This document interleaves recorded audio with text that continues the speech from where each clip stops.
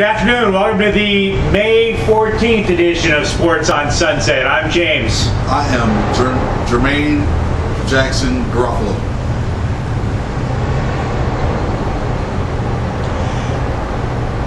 As the NBA playoffs keep going on, one of the things that had occurred to me is, yes, the Lakers are out, and yes, Clippers, your team is out too. One of the teams that is still in the playoffs, and is a team that, there are two teams that are left in the playoffs, one of which I think is currently built pretty strongly with the idea that they could give the Heat trouble. And then there's another team which hopefully tries to run everybody off the court. The Memphis Grizzlies and the Golden State Warriors.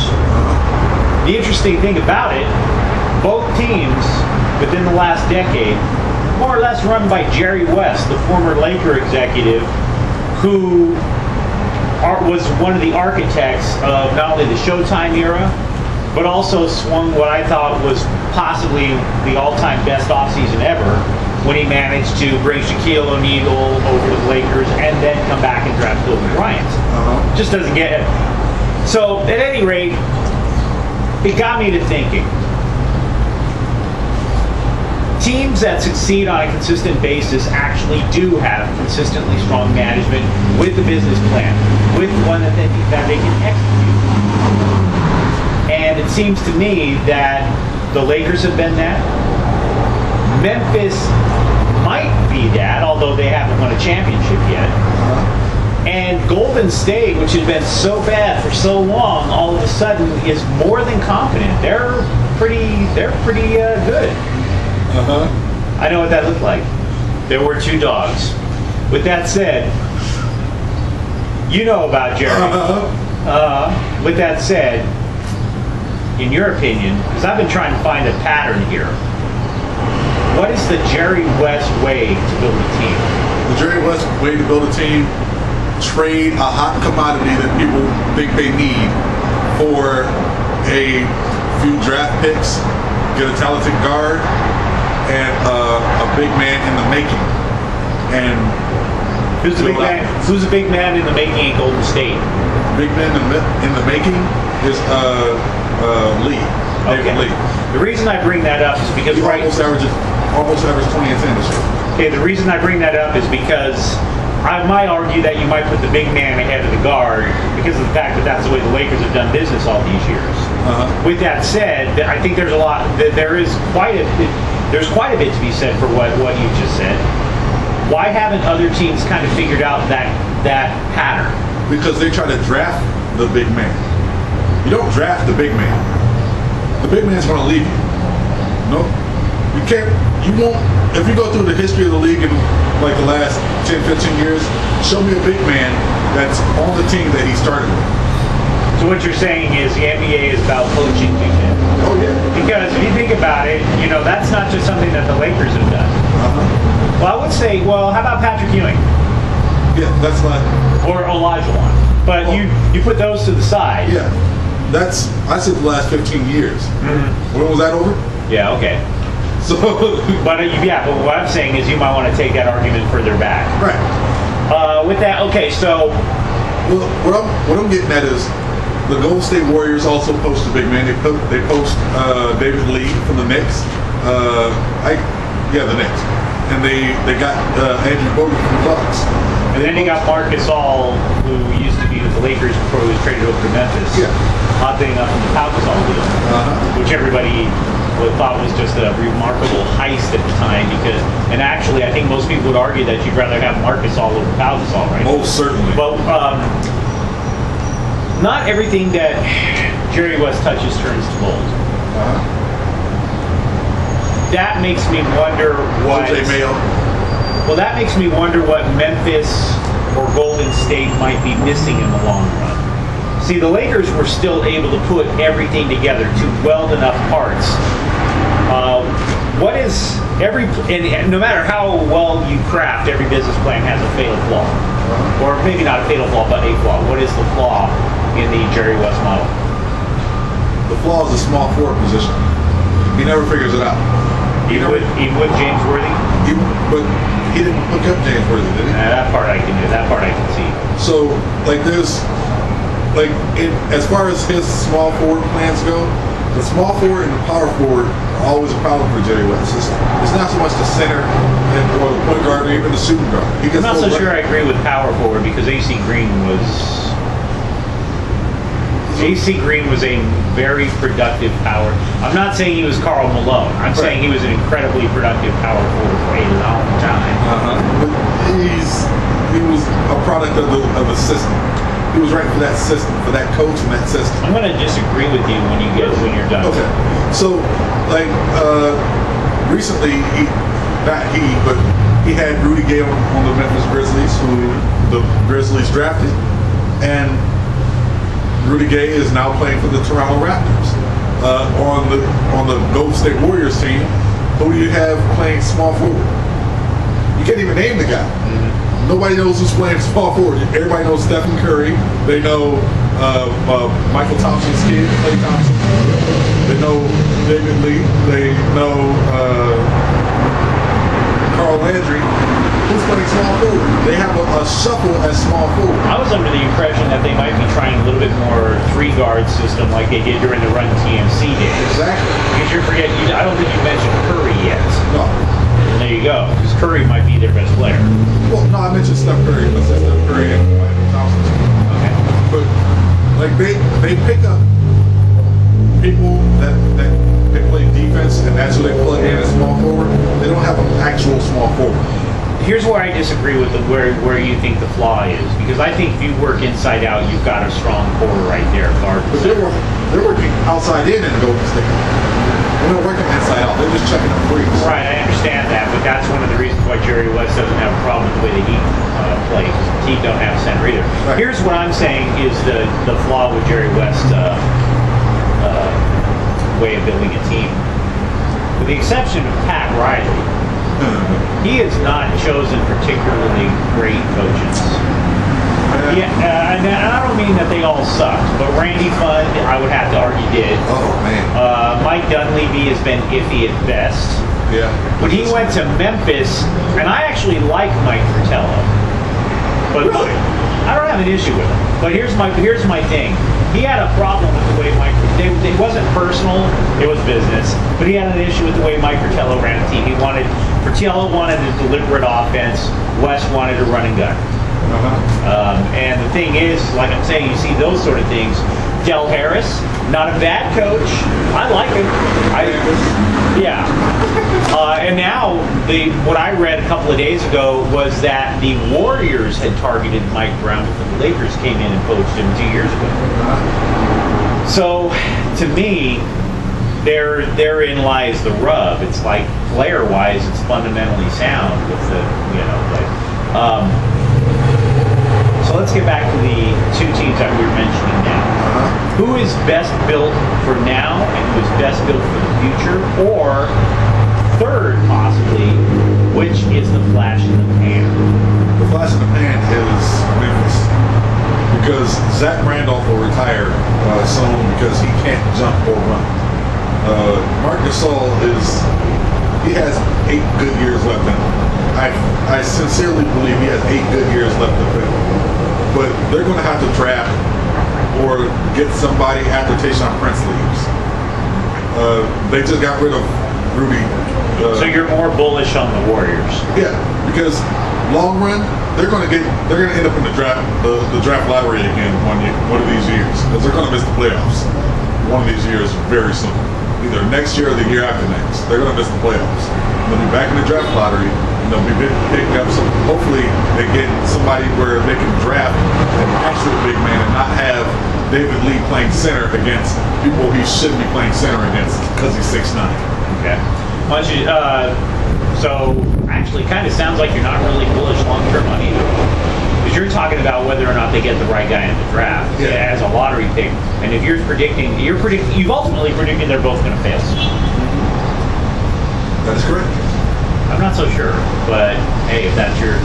Because then basically that takes my thesis about the Jerry West way to build a team and you've undercut the entire thing. Exactly. Which you do realize that there's 15 championship banners in the Staples Center. A big hunk of them that he was responsible for.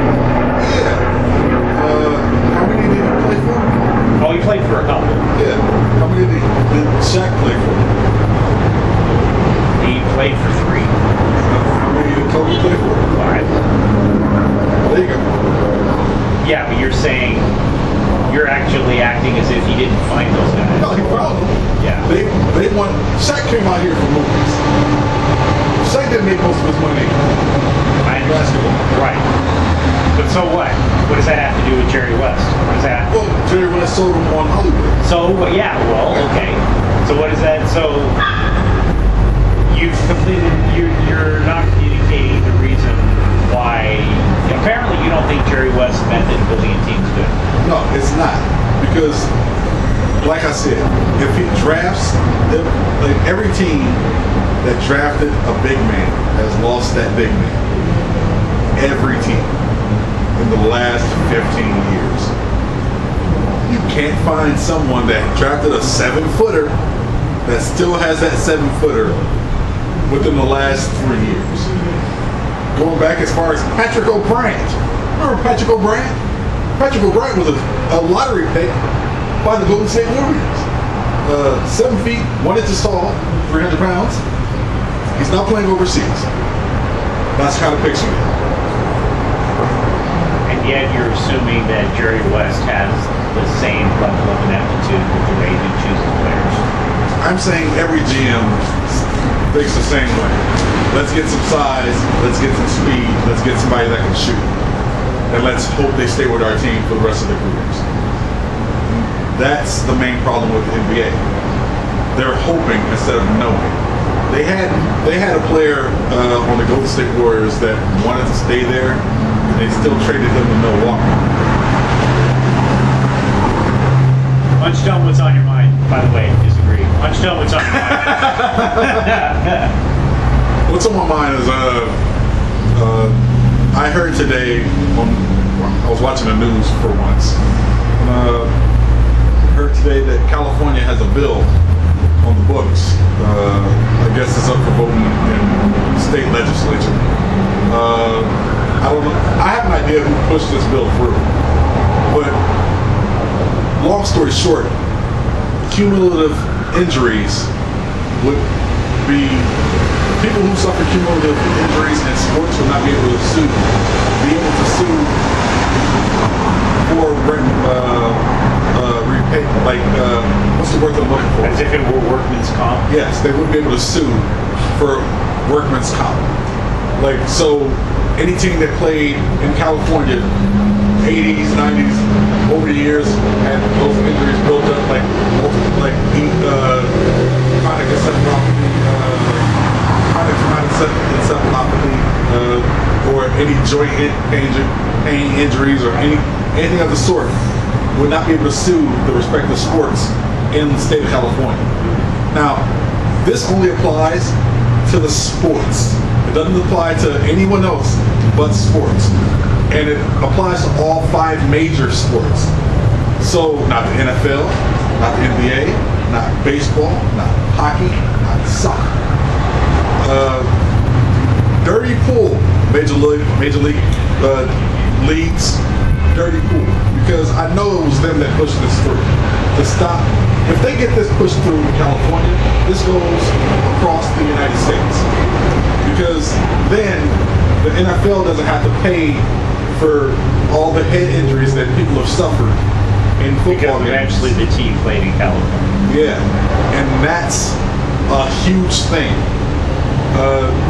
They have some strong lobbyists, and I hope it fails miserably. Because if this is how y'all want to fight, paying off the players that y'all so graciously put in everybody's harm's way by saying, the taxpayer has to pay for it. Well, the taxpayer watched it. We watched these people give their bodies to the sport. We enjoyed, we cheered, we rooted for them being injured on the field. We watched them get carted off. We wanted this. And now it's time to take care of these people. Don't push this through. I don't know if anybody in the legislature watches this, but if you watch it, please don't push this through. Take care of these people. They entertained us. Help them.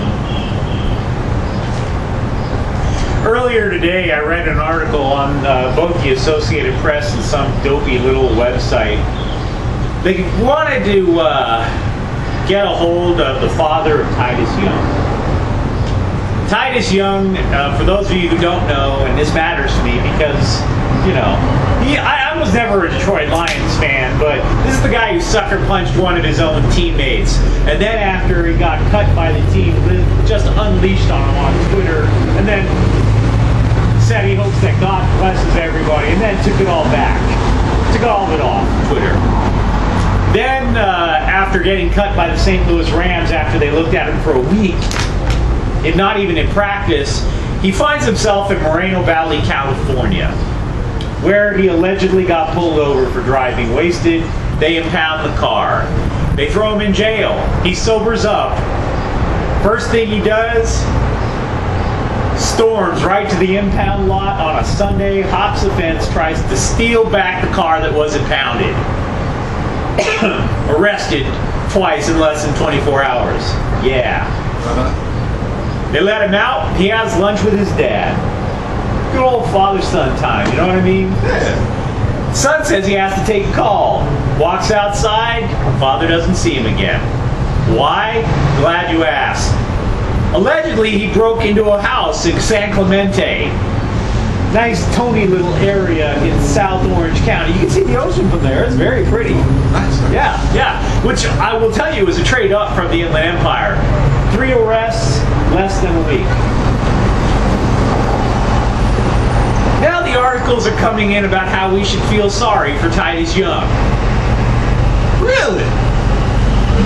Titus Young's dad thinks that Titus Young has had a series of concussions in the NFL. You don't say. There's never been a record of Titus Young having any concussion in the NFL. Now, because that little story is starting to get around, everybody is supposed to feel sorry for Titus Young. Get the fuck out of here. Why can't people just admit the obvious? This guy is a turd. I've never understood that. I mean, it's like nobody wants you. That's not my son in those photos. I know my son. That can't possibly be my son. Well, no, I will say this: it might not be your son because he looks a lot like Wesley Snipes. But you take that aside. You got to eventually look. I have to come at some point to the realization that someday my kid might grow up to be a dick. I don't like it. Might happen. Probably will happen. Gonna happen.